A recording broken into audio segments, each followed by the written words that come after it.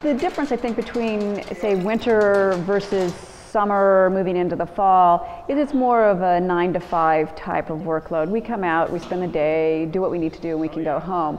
As the summer months pick up, there's days that you're here 7 days a week. Food is just energy. People love to eat. Where did you come up with that? How to use the recipe as a roadmap. Because of the better flavor. We have lots of spices and fruits to put in it.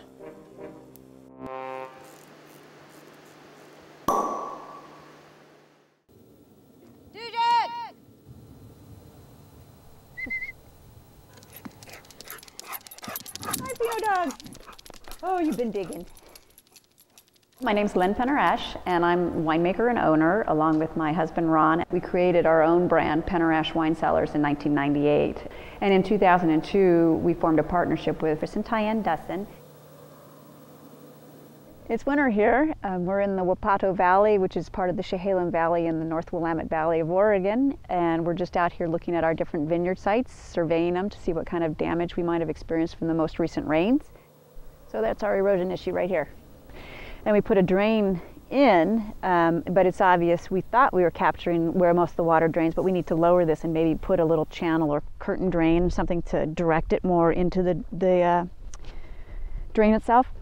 It's just learning your vineyard. It takes a couple of years to figure out where the water travels and then take care of it. And that's kind of what we're going to be doing here in the next week when we can start getting in here and digging again.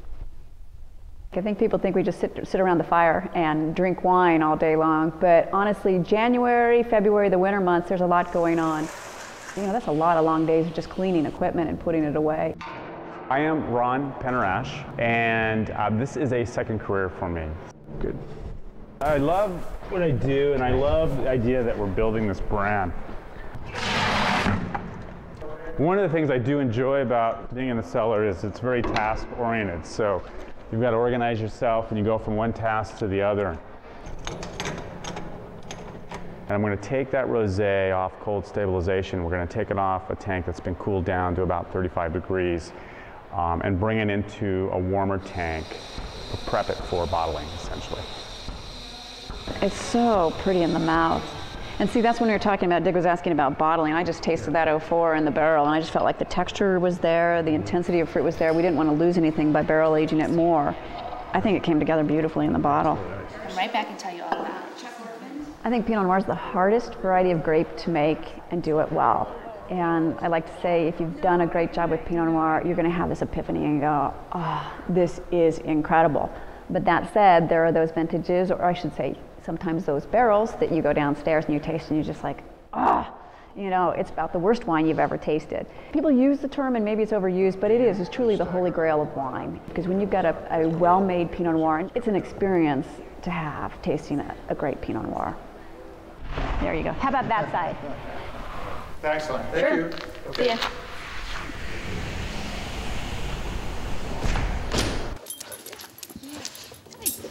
I love coming out to the winery.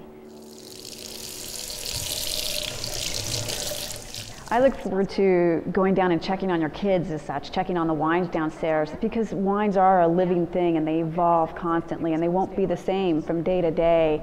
And so for me, the excitement is getting up in the morning, knowing you're coming out to this beautiful, beautiful winery, but also getting to run downstairs and check on things and taste things. You know, I love tasting wine at 8 in the morning just to kind of get a feel for what's going on. So what I'm doing right now is I'm going to take a sample from a barrel of our own vineyard property. This came in September. It's our first crop, so we're really very, very excited to have it, and we love tasting it. It's Pinot Noir, and it's the Pommard clone, and this is how we like to spend our days here.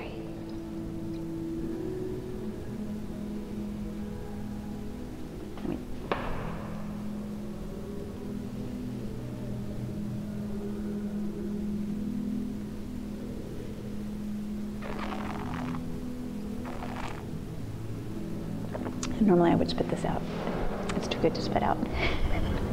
When we're finished, you have this sense of accomplishment because a lot of the tasks in winemaking are finite. You get through them and you know you've put the wine to barrel and that's done, or you've racked a wine and that's done. And so you can have a sense of accomplishment, but there's always that kind of planning and thinking ahead that takes place. And so after you've done that task, then I usually go home and go for a walk. Come on, bud. Kind of straighten out in my head, okay, what's kind of the next game plan for the week, for the month, for the year, and I do a lot of thinking about the future. Winter doesn't seem very slow to us.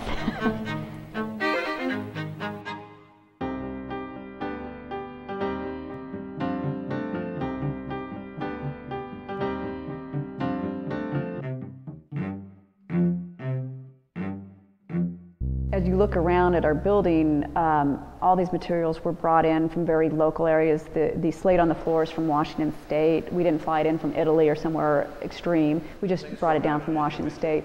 The lumber is all from forest nearby. We tried to do as much as we could in sustainable forest, but we have to readily admit you can't do it all.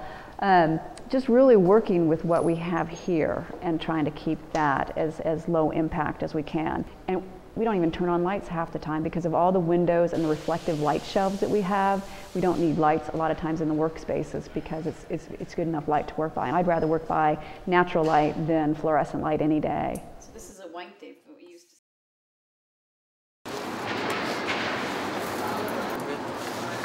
5 1/4 out of 20. I think that we are really unhealthy as Americans as a whole.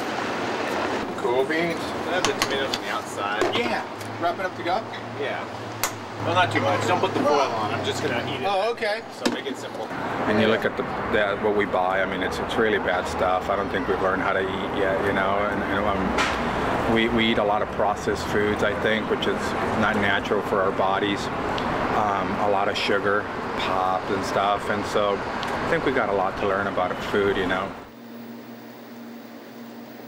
think I found out about that early on as a little kid. There's that tension. You get the Easter bunny and it's so cute and you don't want to wreck it, but you really want to eat it. There's something in that tension that I think is perfect for the images that I used.